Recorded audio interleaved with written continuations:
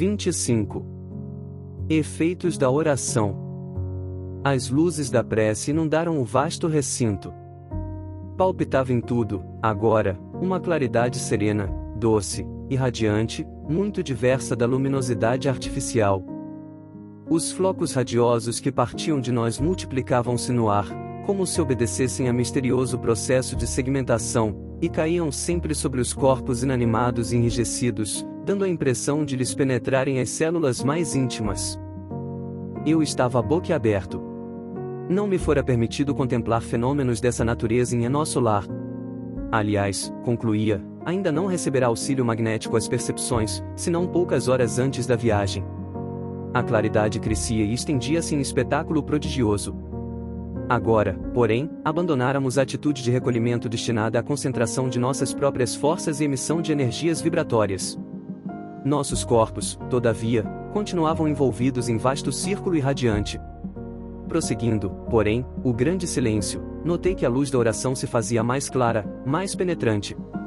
Comecei a ver, como no caso de Ana, que todos aqueles esqueletos misérrimos apresentavam núcleos de sombra, além das máscaras mortuárias, núcleos que se mostravam dentro de formas variadíssimas.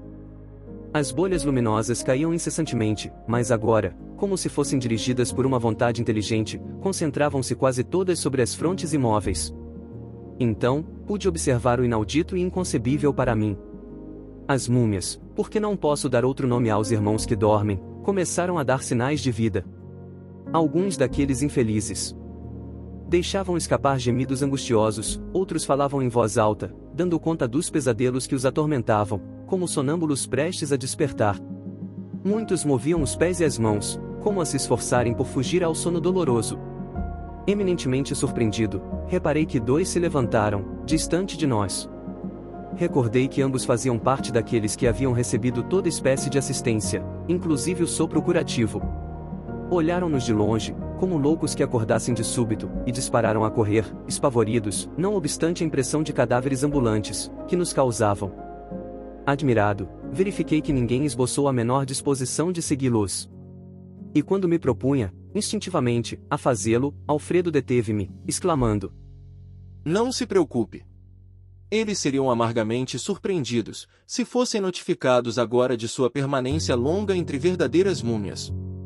Acreditam sonhar e é melhor assim.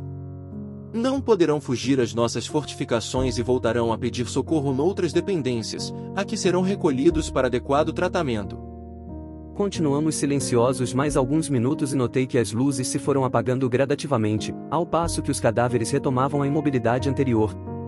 Ismália declarou terminadas as nossas atividades da oração e o administrador, após o sinal luminoso, que notificava aos operários o término das obrigações, adiantou-se para nós, exclamando: "Gratíssimo pelo concurso fraternal. Realizamos belo serviço intercessório. Desde alguns dias, ninguém se levantava." Aniceto, percebendo-nos a perplexidade, falou a Vicente e a mim, de maneira significativa: "Conforme viram, o trabalho da prece é mais importante do que se pode imaginar no círculo dos encarnados. Não há prece sem resposta. E a oração, filha do amor, não é apenas súplica. É comunhão entre o Criador e a criatura, constituindo, assim, o mais poderoso influxo magnético que conhecemos. Acresce notar, porém, já que comentamos o assunto, que a rogativa maléfica conta, igualmente, com enorme potencial de influenciação. Toda vez que o espírito se coloca nessa atitude mental, estabelece um laço de correspondência entre ele e o além. Se a oração traduz atividade no bem divino, venha de onde vier, encaminhar-se-á para o além em sentido vertical, buscando as bênçãos da vida superior. Cumprindo-nos advertir que os maus respondem aos maus nos planos inferiores, entrelaçando-se mentalmente uns com os outros.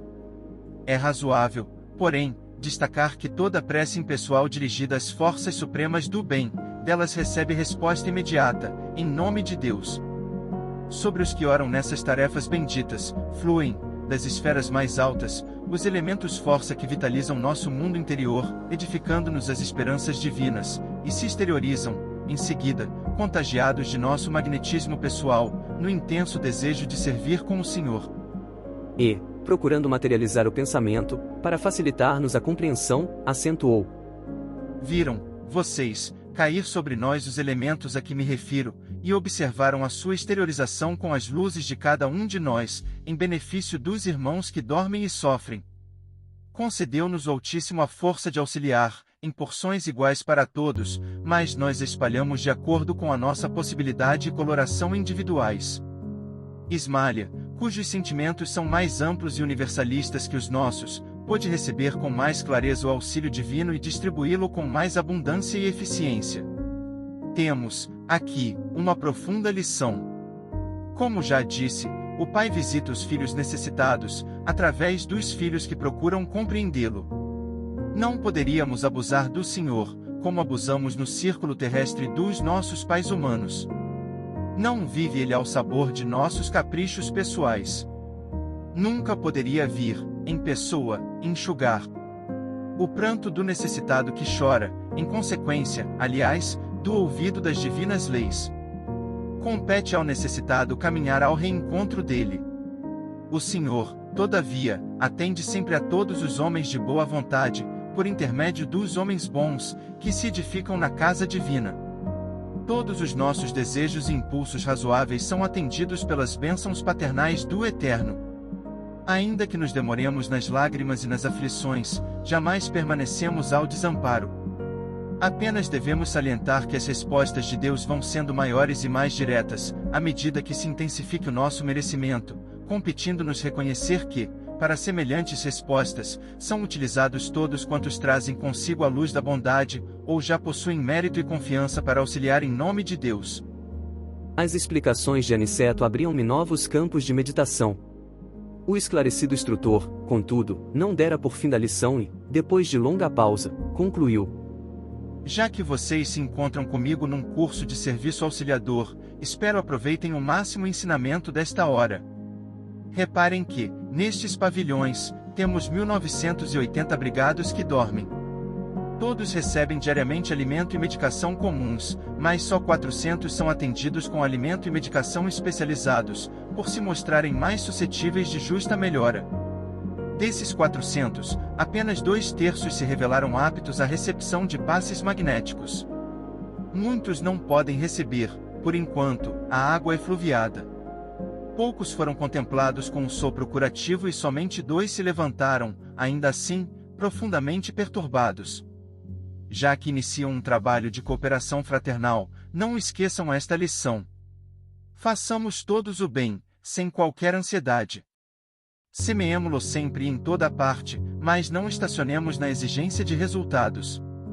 O lavrador pode espalhar as sementes à vontade e onde quer que esteja, mas precisa reconhecer que a germinação, o crescimento e o resultado pertencem a Deus.